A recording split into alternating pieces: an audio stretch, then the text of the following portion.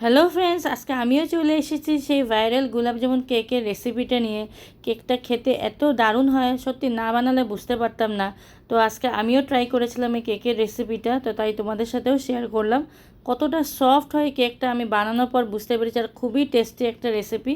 তো ভাবলাম তোমাদের সাথেও শেয়ার করে ফেলি। তো প্রথমে এখানে 1 কাপ চিনি নিয়ে নিয়েছিলাম, 50 গ্রাম বাটার বা ঘি নিতে পারো। তারপর দিয়ে দিচ্ছি 3/4 কাপ দুধ, আর তার আধা নিয়েছি হলো দই, আর সেম পরিমাণে নিয়েছি হলো মিল্ক পাউডার। তো প্রথমে এটা ব্লেন্ড করে নিলাম, প্রায় 30 সেকেন্ড ব্লেন্ড করে নেওয়ার পর একটা বাউলে ঢেলে নিয়েছি।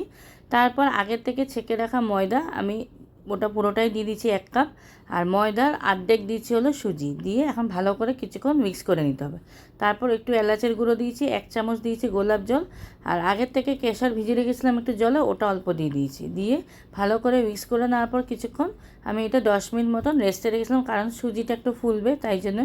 10 মিনিট পর উঠিয়ে ওর মধ্যে 1 টিস্পুন দিয়েছি বেকিং পাউডার আর 1/4 টিস্পুন বেকিং সোডা দিয়ে ভালো করে মিক্স করে একটা গ্রিসড কেক টিনে পুরো ব্যাটারটা ঢেলে আমি 45 মিনিটসের জন্য এখন বেক করতে বসিয়ে দিয়েছি। তারপর একটা সসপ্যানের মধ্যে 1 কাপ জল দিয়ে 3 চামচ চিনি আর আগে থেকে ভেজানো কেশরের জল দিয়ে ভালো করে কিছুক্ষণ ফুটিয়ে নিয়েছিলাম একটা সসপ্যানে।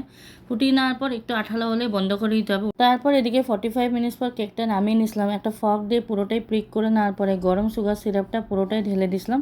10 মিনিট এভাবে রেখে দিয়েছিলাম। 10 মিনিট পর ডিমোল করে দেখলাম যে খুব সুন্দরভাবে সুগার সিরাপটা অ্যাবজর্ব হয়ে গেছিলো। উপর থেকে ডেকোরেট করার জন্য দিয়ে দিয়েছিলাম একটু সিলভার পেপার, একটু চপ পিস্তা আর রোজ পেটালস। কেকটা খেয়ে দেখলাম মনে হচ্ছিলো জাস্ট গোলাপ জামুন খাচ্ছি আমি, এতটা টেস্টি হয়েছিল। তো তোমাদের যদি আমাদের রেসিপিটা পছন্দ হয়েছে অবশ্যই একটা লাইক করে দিও, আর বাড়িতে কিন্তু ট্রাই করতে একদমই ভুলবে না।